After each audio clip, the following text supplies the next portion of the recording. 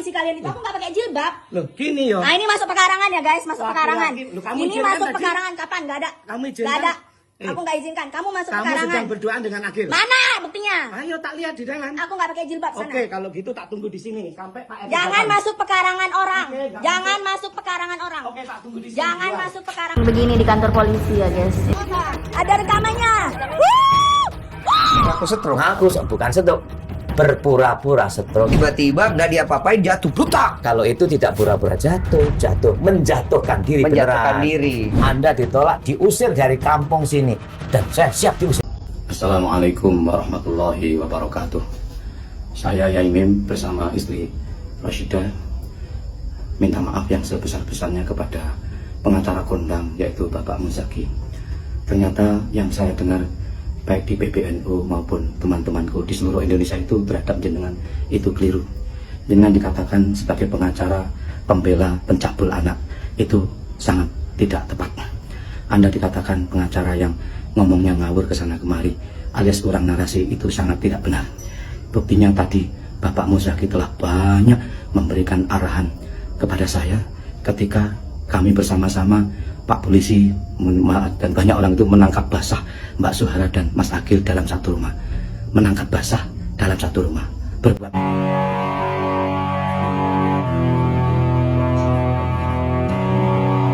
boleh menuduh zina itu kalau melihat rongko masuk ke dalam, melihat keris masuk rongko, dan itu harus disaksikan oleh 2 orang saksi. Kalau tidak, yang menuduh itu justru akan kena. Jadi sekali lagi, dan kemudian si Mbak Sahara ini tepat sekali dibela habis-habisan oleh Bapak Muzaki. Katanya Pak Muzaki ini suka makan roti. Demikian juga Bapak Nur Hidayat suka makan roti. Demikian juga Bapak RT itu sudah sering makan roti, sering sekali makan roti. Nah, Mbak Suhara sendiri pernah cerita kalau Profesor Widodo, Rektor UB Malang itu pernah dikasih. Bapak Dr. Kiai Haji Nur Sotik Astandar pernah dikasih. Bapak Profesor Junaidi pernah dikasih. Kalau sama Agil saya biasa begitu itu, yang begitu sudah biasa, bahkan videonya ditunjukkan ke saya. Nah, pernah satu ketika Mbak Sahara dan Agil ini mengambil video pribadi saya. Itu dibela oleh Pak Muzaki. Pak Muzaki itu orang hebat. Jadi membela kliennya sampai mati. Jangankan dicaci orang, sedunia mencaci dia, seakhir malaikat mencaci. Bahkan Allah melaknat Pak Muzaki. Pak Muzaki tidak akan takut, begitu Pak. Pak Muzaki orang hebat, pengacara, pemberani. Kapan kalau saya punya masalah Pak, saya ingin minta tolong Pak Muzaki ya. Jadi selama ini yang saya katakan kepada Buya Said, saya telepon pada Sekjen PBNU ngomong-ngomong tentang Pak Muzaki itu keliru semuanya. Dan tadi untuk menebus kekeliruan saya tadi sudah membacakan Al-Quran. Kenapa? Karena saya dikatakan orang sudah tua, Mbak bisa jadi contoh. Lalu tak sebutkan ayat berkaitan dengan berbakti kepada orang tua. Wa qadha rabbuka alla ta'budu illa iyyah wa bil walidaini ihsana. Imma yablughanna 'indakal kibara ahaduhuma aw kilahuma fala taqul lahumā uff. Jadi berbicara kasar kepada orang yang berambut putih nggak boleh Pak. Apalagi mengatakan mana suruh pukatnya gitu. Nah itu Pak Muzaki itu sangat pintar Al-Quran karena orang Madura Pak. Pak Muzaki itu keturunan wali katanya begitu. Gitu. Wabil walidaini ihsana imma yablughanna 'indakal kibara ahaduhuma aw kilahuma fala taqul lahumā uff wala tanharhuma wa qul lahumā qawlan karīmā wakhfid lahumā. Rendahkan kepada keduanya, bukan kedua orang tua yang mengandung kita saja Pak, semua orang di atas usia kita kamu rendahkan. Wakhfid lahumā janāhaz zulli minar rahmati wa qur rabbirhamhumā kamā rabbayānī shaghīrā. Nah, kamu merendahkan atau menghina kiai atau menghina ulama adalah Rabbukum a'lamu bima fi nufusikum. Tuhan tahu apa yang di dalam hatimu. Ya, Muzaki, Tuhan itu tahu loh dalam hatimu. Kamu benar apa salah, kamu tahu, Tuhan juga tahu. Jangan Tuhan kau lawan ya. Walaupun kamu mungkin lebih kuat dari Tuhan loh. Soalnya Pak Muzaki ini orang hebat. Tuhan saja jangankan dicaci siapa, Tuhan sedunia ini mencaci dia nggak takut. Itu kan. Jadi nanti kalau saya punya perkara, saya akan meminta tolong pada pengacara kondang Pak Muzaki. Gitu. Hal itu, Agustian Siagian selaku kuasa hukum Yaimim pun buka suara dan menjelaskan bahwa perubahan sikap Yaimim tidak berpengaruh apa-apa terhadap upaya hukum.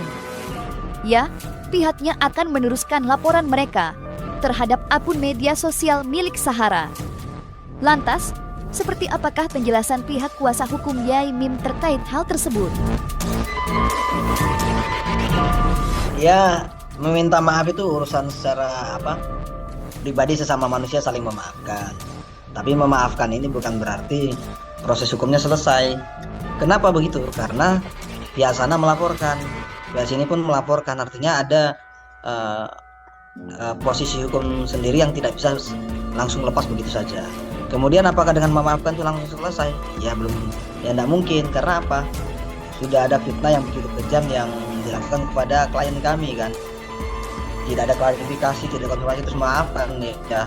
Terus nama baik martabatnya seperti apa? Sehingga proses hukumnya harus lanjut. Jadi memaafkan itu biarkan menjadi urusannya klien saya dengan terlapor. Sedangkan untuk menghantarkan Sahara ke proses hukum biarkan menjadi urusan saya dan tim hukum, itu aja Mas. Kalau dari jauh-jauh sebelum ini ya dia memaafkan, tapi untuk proses hukum harus lanjut. Karena sekarang sudah masuk ranah hukum, saya harus bagaimana seperti apa, saya mengikuti saran daripada Panglima saya. Ini saya gambarkan. Peperangan sudah genderang perang sudah dipukul. Siapa itu? Oleh Mbak Sahara dengan melaporkan saya ke kepolisian atas dugaan apa? Nggak tahu saya.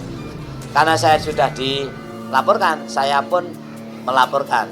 Alias saya juga menabuh perang, genderang perang dengan menunjuk Panglima perang, yaitu siapa namanya ini? Agustian Anggi Siagian. Kenapa saya tunjuk? Ya pokoknya gitulah. Cocok saya sama dia. Ya, saya serahkan peperangan ini harus menang, tidak ada kalah. Saya menggunakan perang teori Mojopahit, yaitu belalang menyambar mangsa dan seterusnya. Itulah yang dipakai TNI dan pasukannya di seluruh Indonesia, yaitu belalang menyambar perang. Jadi kita tuh yang namanya pengacara itu kan dari kita punya kode etik, tidak boleh mengatakan memenangkan. Tapi di tugas di sini kita adalah sebagai kuasa hukum, kita mendudukan hukum pada porsinya Mas. Jadi kita melihat ada orang yang dia dizolimi dan itu bertentangan dengan hukum, ya tugas kita menegakkan sesuai dengan aturan hukum yang berlaku. Ya tentu dong, kita kan bentuk representatif daripada klien Mas, kuasa hukum. Selama kuasa saya belum dicabut dan beliau masih memerintahkan meminta untuk dilakukan proses hukum, saya maju terus Mas. Jadi saya tahunya bagaimana, karena ini menjadi suatu permasalahan dan sudah masuk dalam ranah hukum, ya tugas saya di situ adalah menegakkan hukum itu dalam kapasitas mewakili kepentingan hukum klien saya. Alih-alih berakhir damai dengan adanya video permintaan maaf dari Yai Mim, perkara hukum yang melibatkan dua tetangga itu justru berubah semakin runcing. Pasalnya, pada hari ini pihak Yai Mim diduga akan kembali melayangkan laporan polisi terhadap pihak Sahara. Ya, setelah sebelumnya melaporkan dugaan pelanggaran Undang-Undang ITE, kali ini pihak Yai Mim akan membuat laporan atas dugaan persekusi terhadap Sahara dan banyak pihak lain. Lantas, siapa sajakah pihak lain yang akan diseret Yai Mim ke dalam perkara ini, serta benarkah pula ini merupakan cara dari Yai Mim untuk memberi efek jera sekaligus memberi contoh kepada masyarakat?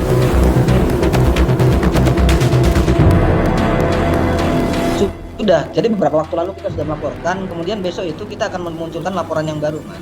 Kalau yang dulu kita LP kita yang pertama itu kan kita melaporkan pemilik akun TikTok atas nama Sahara Vibes ya. Itu yang pertama, dan kita hanya berfokus pada Undang-Undang ITE dan pasal 310 KUHP. Sedangkan untuk laporan yang baru yang besok akan kita luncurkan ini terhadap oknum-oknum yang kemarin bersama-sama dengan Sahara melakukan persekusi kepada klien kami. Masalah pasal berapa ayat kepiro saya nggak tahu itu. Yang tahu saya adalah hukuman. Orang itu dihukum berapa tahun itu baru saya tahu. Pasal berapa yang dituduhkan, seperti apa proses peradilan, saya serahkan kepada jagoan saya, Panglima saya, Agustian Anggi Siagian bersama Abdul Basit, bersama Bang Fahrudin dan yang lain. Untuk proses selanjutnya Di Kepolisian Resor Kota Malang Kota Mas. Guys, kita lanjutin lagi kasusnya Sahara Yai Mim ya. Ini ada info terkait kalau ada di posisi yang benar, gas terus Kiai, katanya gitu ya. Kalau gini mah fitnah Dajjal pun kalah, pantas saja pernah diusir dari beberapa tempat maksudnya. Memang setoksik itu mereka berdua. Waduh, ini aku dapat dari Sahara Vibes ya. Nah ini kita seperti apa? Sampai masih ada itu muncungnya. Siap-siap loh. Ini video yang dulu ya, kayaknya. Baik, Mbak. Saya tidak ingin membahayakan orang, Mbak. Iya, tapi kau membahayakan perasaan orang lain, kau melukai perasaan orang lain, dan kau perlu catat itu. Kalau perasaan sih masing-masing. Oh, masing-masing. Oke, aku lukai perasaan kau. Yang sakit itu kau. Kok masih belum ini nih, belum ke dalam nih? Oh iya. Kalian tak dalemi, Mbak ya. Iya betul. Tidak perlu wajah-wajah orang jahat itu biar masuk ke dalam. Nih wajahnya orang jahat. Itu, Pak. Hati-hati. Nanti kena stroke.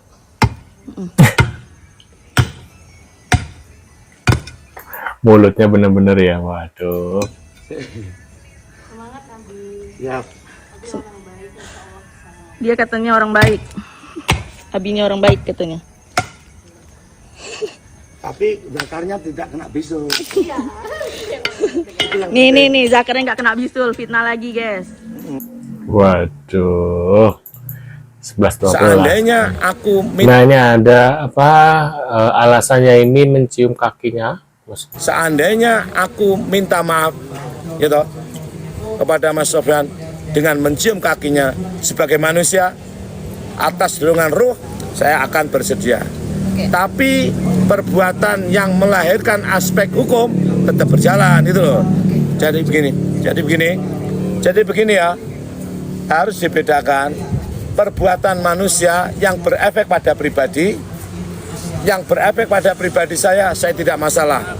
Walaupun masalah tidak saya persoalkan. Tapi yang beraspek sosial, misalnya menyangkut anak saya, akibat dari hinaan misalnya atau fitnah atau apalah, itu menjadikan institusi sosial saya terganggu. Lalu itu ada hukumnya, ya itu biar ditangani oleh ahli hukum. Saya tidak paham hukum. Yang paham adalah para lawyer. Yang saya tahu adalah hukuman. Waduh. Mau ngapain sih kalian? Kamu gak pakai jilbab? Begini yo. Nah ini masuk pekarangan ya guys, masuk pekarangan. Ini masuk pekarangan kapan? Gak ada. Gak ada. Aku gak izinkan. Kamu masuk pekarangan. Berdua dengan Agil. Mana buktinya? Tak lihat di dalam. Aku gak pakai jilbab sana. Oke, kalau gitu tak tunggu di sini sampai Pak Jangan. Kalian pasti udah lihat video yang tadi ya. Aku cuma mau ngomong gini aja sih sebenarnya. Siapapun yang dekat sama Yai Mim atau nanti mungkin tahu yang punya akses ke beliau ya. Harusnya kasus-kasus ini nggak perlu terjadi gitu. Jadi gini, biarkan diserahkan kepada pihak yang berwajib aja. Lakukan prosesnya, harus sabar karena kan selama ini Yai Mim juga sudah sabar ya, sudah sangat sabar gitu loh. Jangan merasa berada di atas angin terus melakukan suatu tindakan-tindakan yang akhirnya terprovokasi karena berada di atas angin tadi. Karena apa? Ini suatu saat akan jadi bumerang sendiri buat Yai Mim gitu. Waduh. Mari dek. Iya kak. Mama dek. Nih, ini gimana ya ini cara mengatasi orang parkir di depan pintu sembarangannya. Mim and Rose ya, itu lihat guys. Ini dari akun TikTok Ariseno ya. Siapa? Mia. Adik tahu nyanyi tak? Tahu. Mari kok kakak nyanyi. Nah, apakah ini benar di rumahnya Pak Yai Mim dan sebelahnya itu adalah rentalnya dari Sahara guys ya. Sama-sama. Anggo. Tuh guys. Tuh parkir namanya. Tuh nggak mau Sahara kena DF, Kak.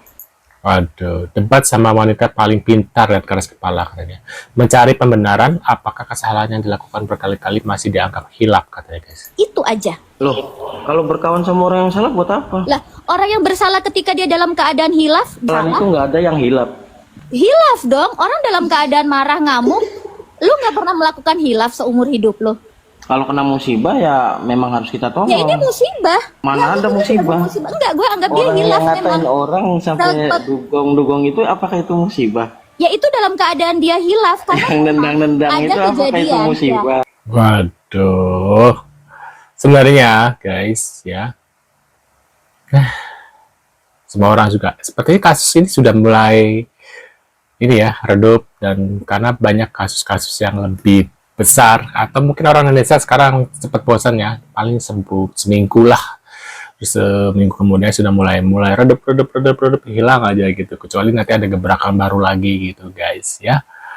Nah, ini kita penasaran sih sebenarnya terakhir dari kasusnya ini akan seperti apa gitu ya.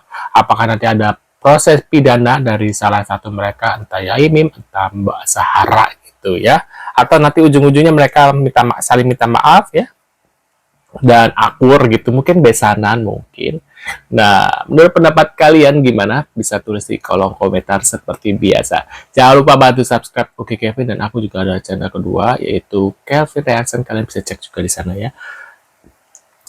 Sekian dulu guys videonya, kita bertemu lagi di video selanjutnya. See you guys.